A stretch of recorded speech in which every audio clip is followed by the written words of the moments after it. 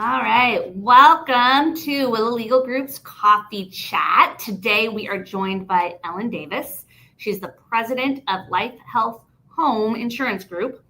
And Ellen has been a top insurance executive for many years and works to consistently uncover the best possible plans for her clients.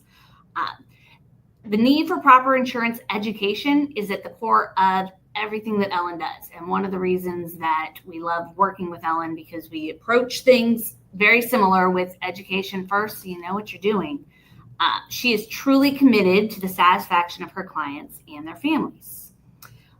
In her spare time, Ellen has gone back to her art roots and now draws, creates watercolor paintings, and mixed media collages. And she is the member of the Rockville Chamber of Commerce, the Women of Temple Beth Ami, did I say that right? Mm-hmm. And she facilitates a number of networking programs. She's a past member of the advisory board of the Charles E. Smith Life Communities, as well as a member of the Washington Watercolor Association, a member of the Rockville Arts League, and a member of the Women's Caucus for Art. She has shown pieces of her artwork at the Glen Echo Galleries, the Glenside Mansion, Friendship Gallery, Brookside Gardens, and others. So welcome, Ellen. Really excited to have you here. Thank you so much for having me here. It's great to see the two of you. Yeah. So let's start off. How'd you get into insurance? I think that's a loaded question somehow. No, it's a great question. So nobody wakes up and says, "Ooh, I'm going to be an insurance broker when I grow up." That's what I was going to say. That's a good question. And truthfully, my father was an accountant in the insurance industry on the property and casualty side. And I lost a bet to him when I was 19. And the bet that I lost required me to get my insurance license. Because he always wanted to make sure that I always had something to fall back on. And to him, insurance was the thing to fall back on. Even though he was an accountant back then and not an insurance guy, but that's okay. So I got my insurance license, and this is way back when, and everybody was going to be a stockbroker. Everybody was a stockbroker. It was the 80s. So I said, fine, I'll go be a stockbroker. And in studying, I realized I really, really liked insurance, and more so than being a broker, so being a stockbroker. And let me clarify that, because I am an insurance broker, which means I don't focus on one company's products. I have many companies and many products, so there is a difference. And so that's where my focus began. And I will tell you, to this day, I truly believe that insurance is better than sliced bread. As long as you understand it, you can afford it, it meets your financial needs and your budgetary needs. It's an amazing product. It really is. So it's one of those, like we talk to people all the time, planning for the future. Mm-hmm. And the what ifs. And it's hard sometimes to wrap your head around those what ifs, but you're so thankful that you have it when those times come. Yes. And it's, it's interesting because you talked about planning for the future and how difficult that is. It's hard for us to think about the future. But it's also about today, because it creates estates and or conserves estates as well. So it depends on product. It's one of the best gifts you can give your family, actually. It takes the pressure off, financial, some emotional, not all emotional. You guys work on that emotion. But sometimes if you don't have to worry about the financial piece, right? It's much easier to have or focus on the emotional piece. Yes. Yeah. I mean, especially like I've definitely seen probates come through the office where there was no life insurance, and what a difference it would have made had there been some. Yes. So absolutely. Yeah. So we were chatting a little bit earlier about the cost of insurance and increases in premiums. And a lot of people have seen increases in premiums. And I think the gut reaction for some folks is, oh, it's too expensive. I don't want to pay this. Although my mom says her Genworth Life is the last policy she will ever stop paying. I think she'll go homeless before she stops paying for long-term care. I love her. She's my new poster child. But tell us a little bit about kind of what are these increases in costs? Why is it important to continue to pay into your insurance policies? Well, it's interesting because just 5 very short years ago, we were at the very beginning of COVID world. And it is hard for people who are not in the industry or have not who have not been touched in the way that pulls deep financial resources from them during COVID. But during COVID, every insurance carrier put out billions of dollars of claims, be it health insurance, Medicare supplement insurance, life insurance, disability insurance, long-term care insurance. So they had to pay claims in the billions during that period of time. And some of them are still paying because of long COVID, because of other health conditions that have come up. And so when any company, be it an insurance company or any company that is dealing with anything that is going on in today's world, loses an amount of money, but still has to make their stockbrokers happy, which may be us in this room, depending on the investments that we hold in our retirement accounts and IRAs and 401ks. They have to somehow put money back into the company. So in backfilling that, of course, they hope that the stock market will help them as opposed to hinder them or make it like a roller coaster ride. But they also have to take a look at the areas in which they're spending the bulk amount of their claims. And in those areas, they have to ask for increases because the amount of money that they've been receiving, depending on the type of insurance. Now, granted, if you had a term life insurance, the premium does not change for the term of the policy. But if someone of that same age, same health class, a few years later, after COVID, went to get life insurance, their premium would have been higher than somebody else's from prior years. So that's another way that a life insurance company needs to help backfill. In addition, for long-term care, well, when long-term care came out, okay, this is the sword I will die on. Long-term care is the sword I will die on. It is the soapbox I will stand on until I have no breath. I've seen it used. I truly believe in it. But when it first came out and we all thought it was the miracle, the actuaries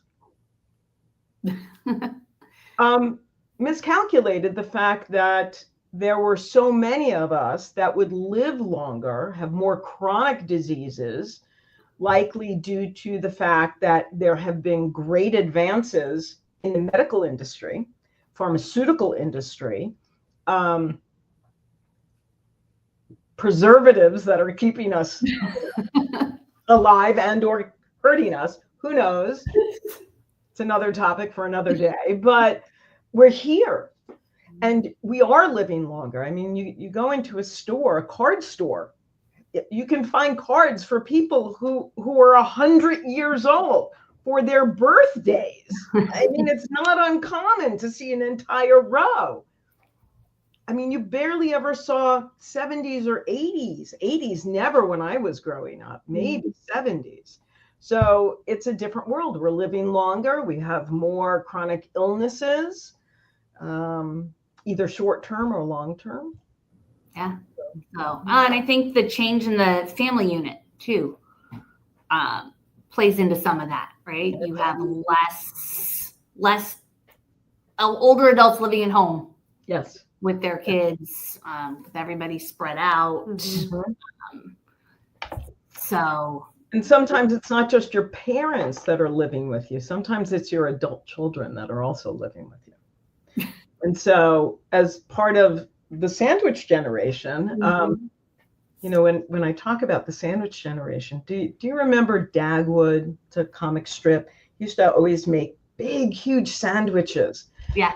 But that's not the sandwich generation. The sandwich generation is one of those 100-calorie, barely a bite of a cookie. There's nothing between there because it's so compressed.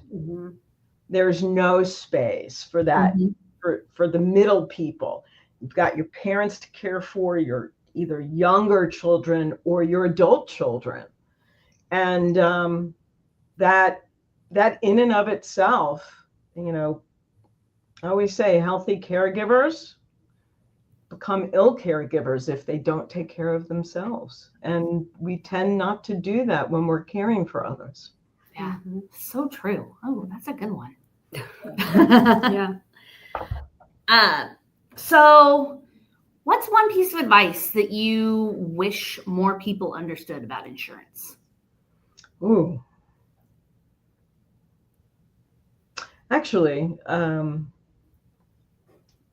I wish that people were more curious about it, so that they would have people hear the word insurance, they back away.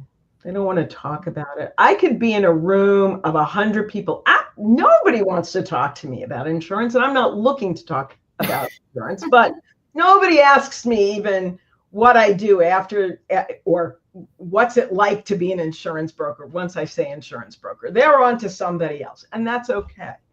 But I do wish that people were more curious, not only about learning about what they don't know that they might need, not at the level that an expert would have, but look at what you do have. I know so many people who have a life insurance policy that they haven't updated beneficiaries, addresses. Their spouse or their children have no idea that there's even a policy that's there. So they don't even know how to utilize it if they needed it. Some people have insurance policies and they don't understand how they work. There are, in the long-term care world, you have a traditional long-term care policy, which works one way. And then there are two different types of hybrid. There's a life insurance long-term care hybrid, and there's an annuity long-term care hybrid.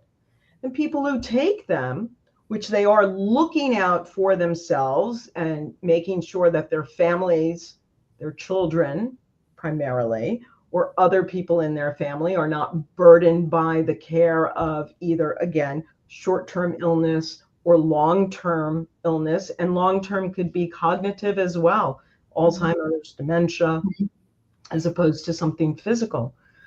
They don't know how they work. And even though they might have spoken with somebody, they're not curious enough to really understand what it is. And they're not looking at their policies on a regular basis, like I'm sure you have run into people who have not looked at their last wills and testaments or their MULs or their POAs or for decades, some of them, I'm sure. Yeah, or have ever done it. Yeah. Exactly. Yeah. Yeah, so getting curious about insurance. We talked about long-term care, and I think a lot of folks know term whole life policies, right? The different types, right? Yeah. So there's whole life, term policies. Like, what else should, say, a family with young children? What things should they research, get to know more about?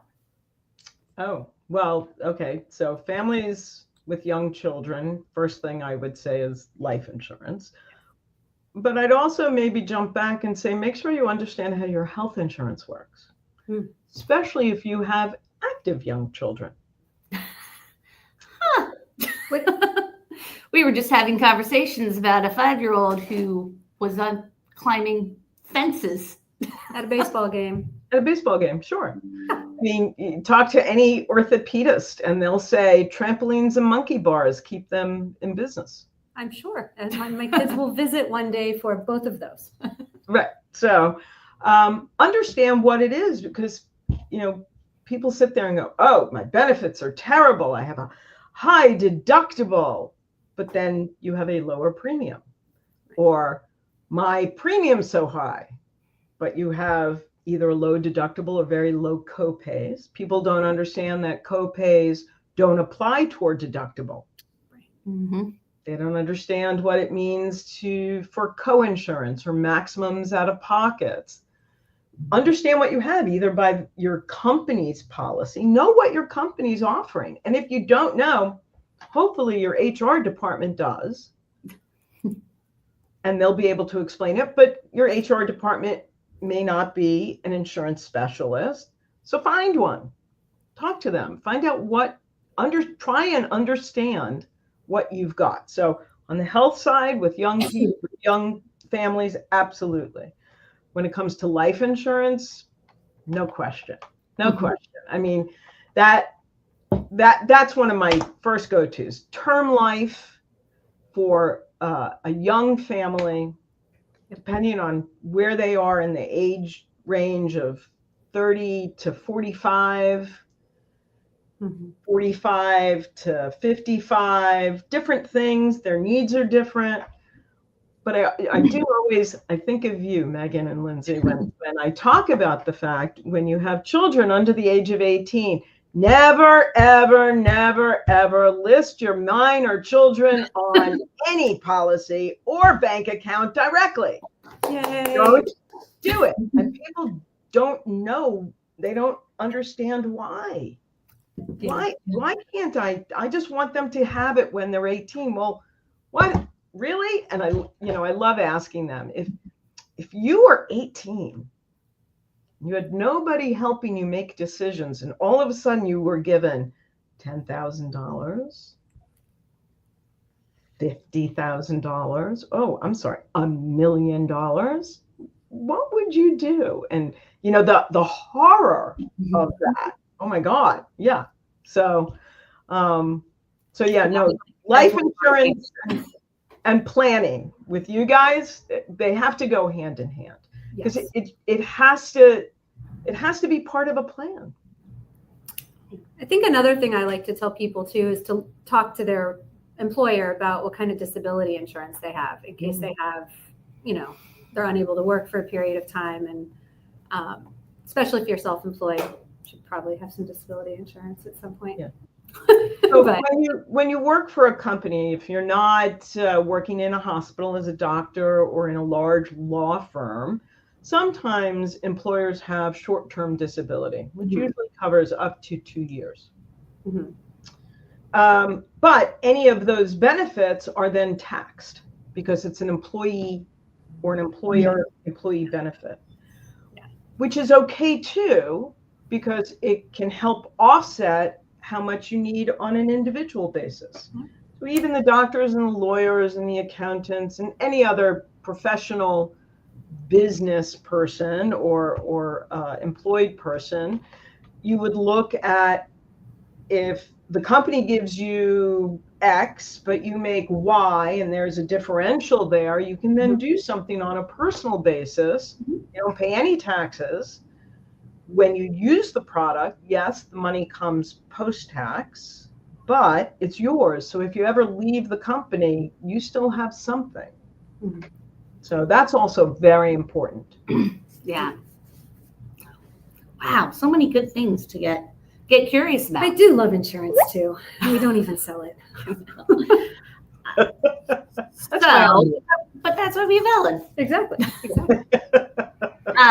So what's the one item that you couldn't live without in your day-to-day life? One item, it could be anything. Anything. What's the one thing? Well, as long as my family doesn't listen to this, I'd say my dog.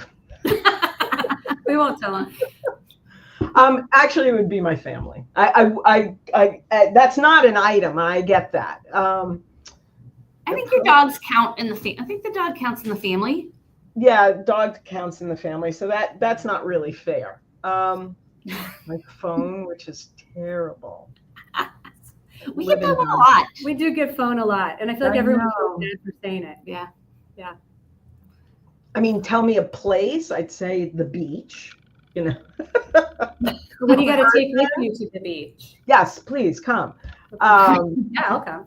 People, I'd say, my family for sure, including my dog. And I guess I have to include the cats in there too, but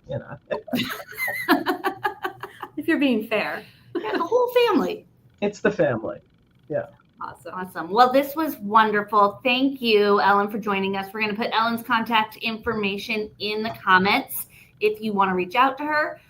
She, again, is fabulous, and we have a lot of clients who've worked with her and give nothing but glowing reviews. Thank you. I appreciate that. So, as my clients give to you guys, because I love you guys so much. Great relationship. Yeah. Well, have a wonderful day, everybody. Thank you. Thanks, guys.